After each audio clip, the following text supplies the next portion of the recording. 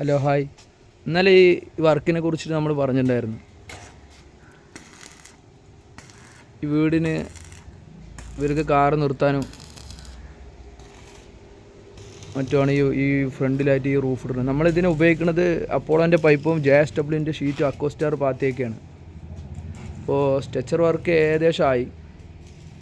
ഉടൻ തന്നെ ഇത് മുകളിൽ കയറും. പിന്നെ അപ്പോക്സി പ്രൈമറാണ് നമ്മളിതിനെ ഉപയോഗിക്കുന്നത്. അപ്പോക്സി പ്രൈമർ ഉപയോഗിക്കുമ്പോൾ എപ്പോഴും ശ്രദ്ധിക്കേണ്ട വലിയൊരു കാര്യം, ഈ പൈപ്പിലുള്ള ഓയിൽ കളയണം.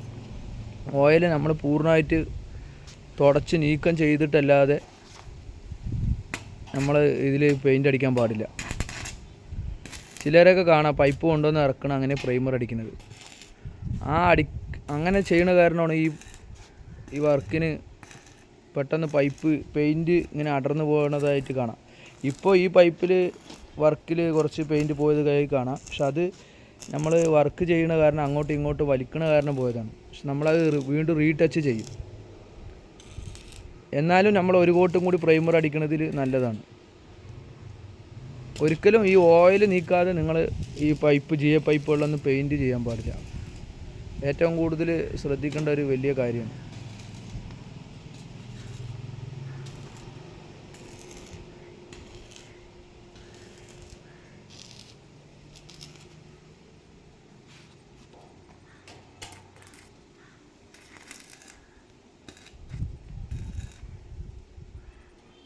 നമ്മളിതിന് പർലിങ്ങായി ഉപയോഗിക്കണ 1.25 പൈപ്പാണ്.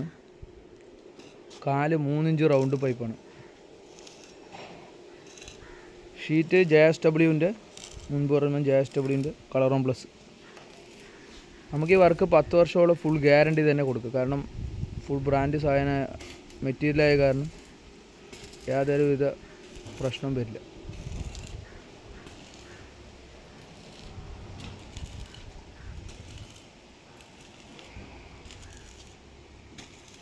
കസ്റ്റമർ ആവശ്യപ്പെട്ടത് ഈ വീടിന് ഒരിക്കലും യാതൊരുവിധ കാരണവശാലും ബോറ് വരരുതെന്ന്. അത് നമ്മൾ പരമാവധി ശ്രദ്ധിക്കുന്നതാണ്. ഈ ഷീറ്റ് കൂടാതെ ഇതിൻ്റെ സൈഡ് ACPൻ്റെ ചെറിയ വർക്കുകളൊക്കെ ഉണ്ട്. അത് നമ്മൾ അപ്ലോഡ് ചെയ്യുന്നതാണ്.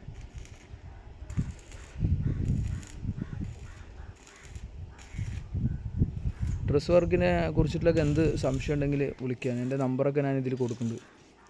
നിങ്ങൾക്ക് ഇനി ഇതുപോലെ വീടുകളിൽ റൂഫ് വർക്ക് ചെയ്യണമെന്ന് പറഞ്ഞാൽ എന്നെ കോൺടാക്റ്റ് ചെയ്യുക.